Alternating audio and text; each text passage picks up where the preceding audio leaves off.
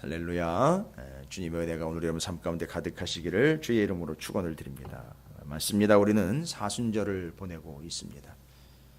사순절은 누가 뭐라 할 바 아닌 우리 구주 예수 그리스도께서 하나님의 그 십자가 온전한 사명을 감당하신 그 죽으심과 또 부활하심, 또 우리를 구원하심에 대한 놀라운 은혜와 확증을 사순절 기간을 통해서 다시 한번 우리가 또 마음에 담고 깊이 묵상함으로 그 은혜가 우리 가운데 더욱 풍성하게 되는 절기, 여러분께서도 그 기도와 말씀으로 더욱 풍성한 사순절 절기가 되시기를 주님의 이름으로 축원을 드립니다.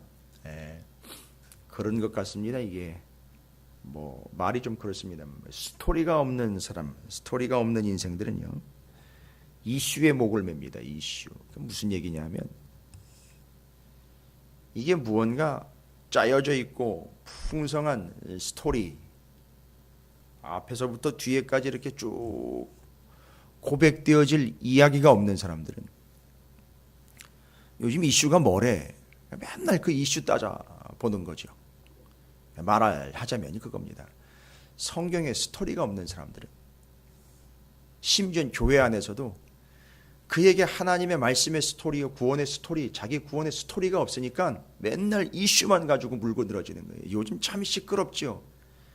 그러니까 여지없이 교회 안에서도 드러나는 문제가 뭐냐 하면 스토리가 없으니까 그 말씀에 대한 전체적인 맥락도 없고 말씀에 대한 이해도 없고 말씀에 대한 틀도 없으니까 교회 와서도 좌파, 우파, 죄송합니다, 아주 천박스러울 정도로 좌빨, 우빨 해가면서 좌측이니 우측이니 보수니 진보니 이런 걸 논을 하고 있어요. 이 교회 안에서도. 제가 좀 물어보고 싶어요. 그러면 당신은 좌요, 우요? 당신 입으로 좌라고 우라고 이야기를 하는데 뭘 기준으로 좌고 뭘 기준으로 우요? 도대체 십자가가 기준이요? 아니면 청와대가 기준이요? 아니면 광화문이 기준인 것이요? 아니면 종로 1, 2, 3가가 기준인 것이요?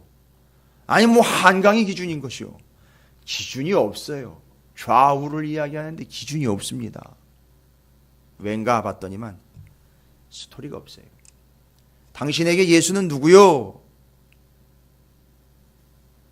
왜 모세, 여호수아, 기드온, 사무엘이 그렇게 왕이 되지 않으려고 노력까지 했습니까? 라는 이 이야기에 대한 근거와 답과 다윗의 길, 여로보암의 길, 물론 우린 좀 들어봤으니까 아는 척은 할 수 있겠지만 그것이 전체적으로 이어지고 있는 이 성경의 전체적인 스토리가 내 이야기가 되지 않은, 너무 빈약하고 빈곤하니까 맨날 교회 와서도 이슈.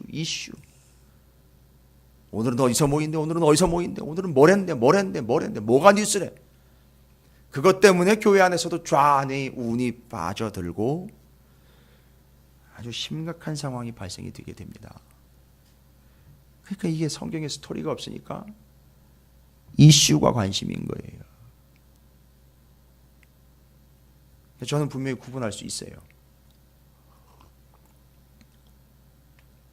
목사한테 성경으로 안 되면 뭘로 들이대느냐 하면, 목사님은 이 문제에 대해서 어떻게 생각하십니까? 이딴 식이에요. 목사님이 요즘 현상에 대해서 어떻게 생각해요? 대놓고는 안 물어보겠죠. 설교를 가지고선, 내지는 말씀을 가지고선 그런 식으로 평가를 한다는 겁니다. 오늘 제가 왜 이런 얘기를 드리냐면, 오늘 본문의 39절부터 45절까지요. 또한 46절부터 49절까지 굳이 타이틀로는 두 군데로 나눠져 있습니다만 전체적인 내용으로 보면 세 군데로 나눌 수 있습니다. 39절부터 42절까지요. 43절부터 45절까지요. 46절부터 49절까지로 세 곳으로 나눌 수 있습니다. 아주 심한 이야기로 시작이 돼요. 너는 어떻게 네 눈에 들보는 몸을 못 보고 남의 눈에 티끌은 그렇게 보고 그렇게 크다 이야기하느냐. 잘 보십시오. 이슈에 빠져 있는 사람들이 바로 여기 빠져 있는 사람들이에요. 지 눈에 들보는 보지 못하고요, 남의 눈에 티끌 보면서 난리가 나는 겁니다. 이게 좌고 이게 우입니까? 그러니까 자기 스스로 들보가 있음에도 불구하고 상대편의 티끌이 너무 커 보이는 것, 그러니까 스스로 나는 이쪽이고 나는 이쪽이다 이러면서 상대방을, 앞에 있는 사람을, 심지어 형제를, 지체를 판단하고 함부로 평가하는 그런 갑질을 하고 있는 것이 우리의 현실이 아닌가? 좀 뭐 이렇게 좀 질문을 해보고 싶습니다. 이 주제가 상당히 심각한 주제입니다. 아주 무거운 주제예요. 그러면서 분명히 이야기합니다.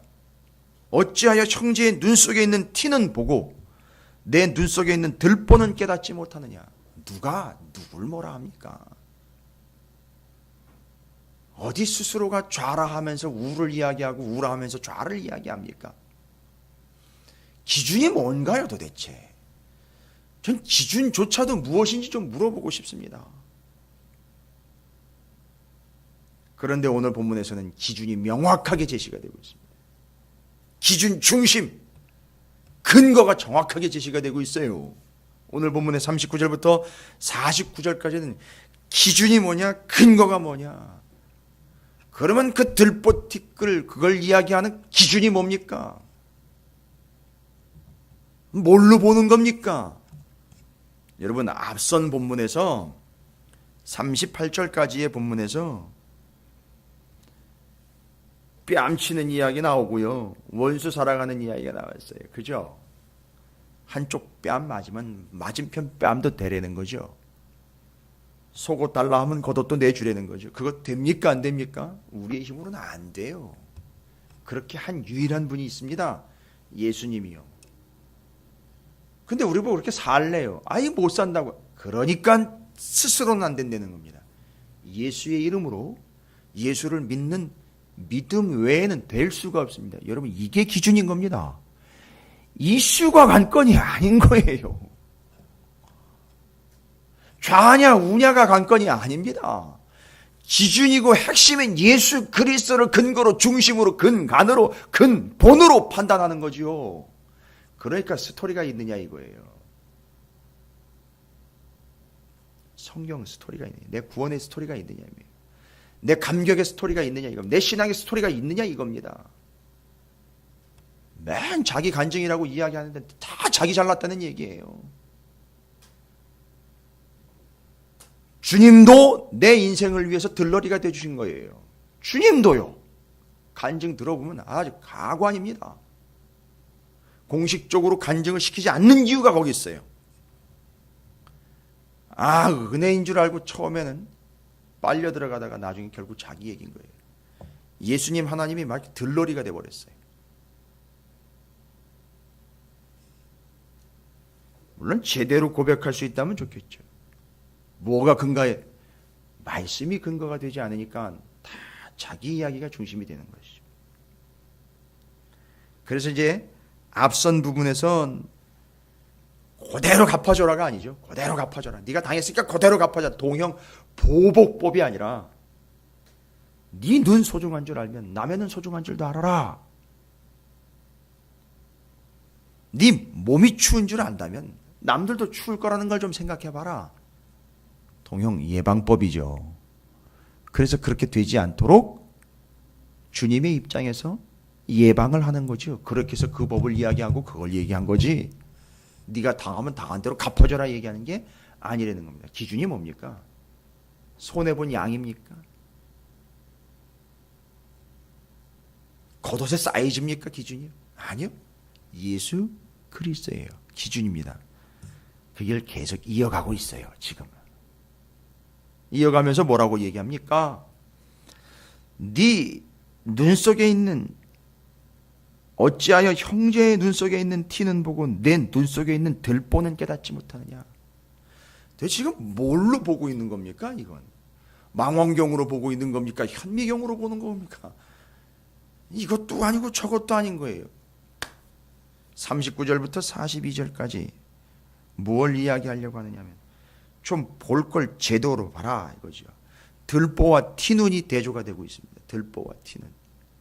우리가 봐야 될 것은 둘 다 봐야 됩니다만 무엇이 먼저이고 무엇이 나중이고를 넘어서 들보와 티눈을 함께 볼 수 있는 눈이 있어야 되는데 이게 지금 아무리 봐도 지금 이 39절부터 42절까지에 나와 있는 눈으로는 평생을 봐봐야 뭐만 봅니까? 내 눈 속에 있는 들보는 못 보고 맨날 남의 튀는만 보고 살아가는 것이죠. 앞에 있는 내용과 이어진다 그랬습니다. 기준이 뭐냐? 예수 그리스도 외에는 기준이 없습니다. 그러니까 뭘로 보라는 거죠? 예수의 눈으로 보라는 겁니다. 예수의 관점으로 보라는 거예요. 이 말씀 외에는 답이 없다는 겁니다. 예수의 눈으로 봐라. 그럼 뭐가 보인다는 거죠? 들보가 보이고 티눈도 보인다는 거예요. 그런데 뭐가 더 크다는 거죠?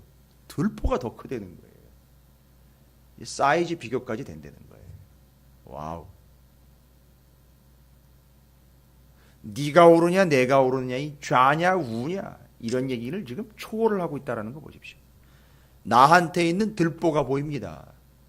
내 눈으로는 평생 봐봐 보이지도 않는 그것이 예수의 눈으로 봤더니만 엄청나고 크고 분명하고 명확하게 다 보이는데 크기까지 보이더라는 거죠. 이런 사람들한테 뭐가 이슈입니까? 이슈가 뭐가 필요하겠습니까? 자기가 지금 심각한 상황인데. 그겁니다. 예수의 눈입니다. 기준이 예수라는 거예요. 얘기하려고 하는 건 이 포인트입니다. 기준이 예수가 돼야 이 뺨도 내둘 수 있다는 거죠. 그게 하나님의 말씀이 돼야 내어놓을 수 있다는 겁니다. 두 번째로 43절부터 45절까지는요. 좋은 나무의 좋은 열매와 나쁜 나무의 나쁜 열매가 대조가 되고 있습니다. 이게 도대체요. 관심은 뭡니까? 좋은 나무가 되어 좋은 열매를 맺어야 되는 거 아니겠습니까? 예. 여기서 말하려고 하는 것은요. 우리 스스로가 또 어떻게 좋은 나무가 되고 좋은 열매를 맺습니까? 다른 거 없죠. 좋은 땅에 심어줘야죠. 그거 아닙니다. 뒤에 마음 이야기가 나옵니다. 선한 사람은 마음의 쌓은 선에서. 여러분 이거 기억하셔야죠. 이 마음 이야기가 나오면요. 제대로 된 마음에서 제대로 된 열매가 맺혀지는 것처럼 그 제대로 된 마음에 심겨지듯 제대로 된 땅에 심겨져야 되고요. 그 마음이요. 도대체 사람의 마음, 인간의 마음이요. 오갈 데 없는 것처럼 여기 갔다 저기 갔다가 아침 다르고 저녁 다르고 점심 다르는 그 마음이요. 거기요. 그것이 아니라 나는 마음이 온유하고 겸손하니 내게 와서 배워라. 주님이 얘기하신 거예요. 그 온유하고 겸손한 마음이 타고난다면은요, 될 수 있다면은요, 배우라는 얘기 안 합니다. 예수께 와서 배워야 되는 거죠. 바로 그겁니다. 예수께 심겨진다는 얘기입니다. 그게 좋은 나무, 좋은 열매 맺는 비결입니다. 예수의 마음, 예수께 배우는 거예요. 기준이 누굽니까? 기준이 예수인 겁니다. 예수의 눈으로 봐야 됩니다. 예수께 심겨지라는 얘기예요. 그걸 여기다 다 담아버렸어요. 말씀에다가 다 담아버렸습니다. 그러면 여러분 46절부터 49절도 뭐 명확해질 겁니다. 집을 어디에다 지어야 되느냐 이거죠. 여러분 하나씩만 똑똑 떼어가지고 얘기했을 때는요. 정말 자기 나름대로 할 말이 많았을 거예요. 그런데 지금 앞에 동형 보복이 아니라 동형 예방법이에요.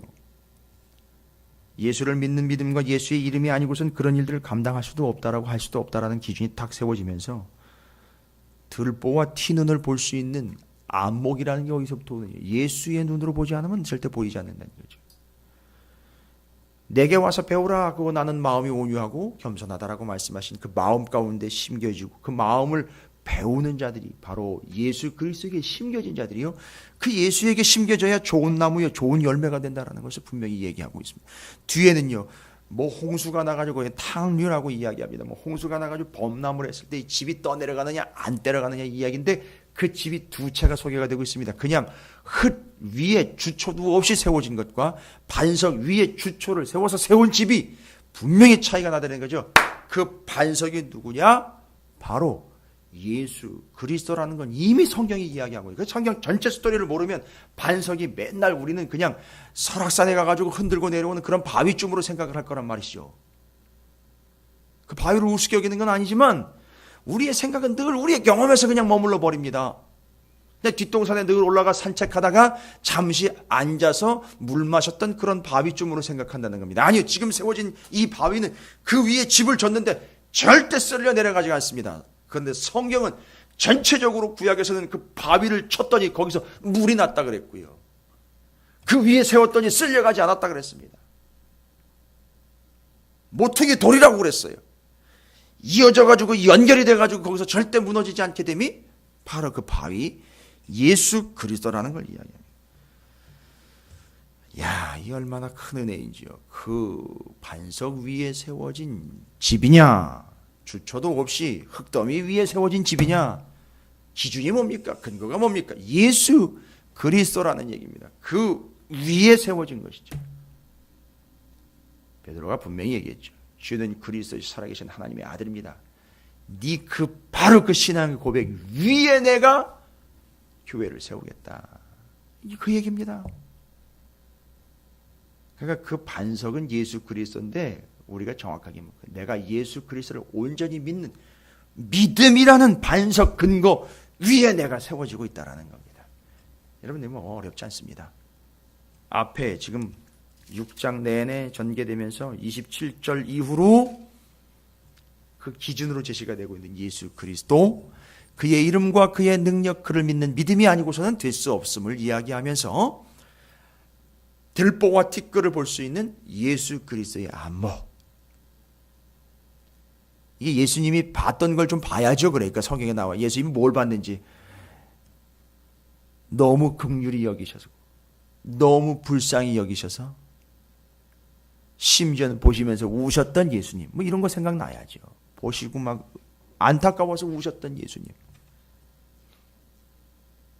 그리고 바리새인과 사두개인들의 그 안타까운 모습들을 보시면서 비록 냉렬하게 아주 비판하셨지만 그러나 세리와 창기들을 보면서 너무 긍휼히 여기셨던, 수십 년 평생을 그 병 때문에, 질병 때문에 고통당했던 그 사람을 보면서 불쌍히 여겼던 그 예수님의 그 눈, 그 안목 보셨던 것, 그걸 가지고 우리가 봐야 된다는 겁니다. 그게 들보를 볼 수 있고 티눈을 볼 수 있는 그게 기준인 겁니다. 예수의 안목, 예수의 마음, 예수님께 심겨짐, 그래서 좋은 열매, 좋은 나무, 예수라는 반석 위에 세워져 그 믿음으로 지켜져가는 우리의 삶, 이게 흔들리지 않은 기준이 뭐냐?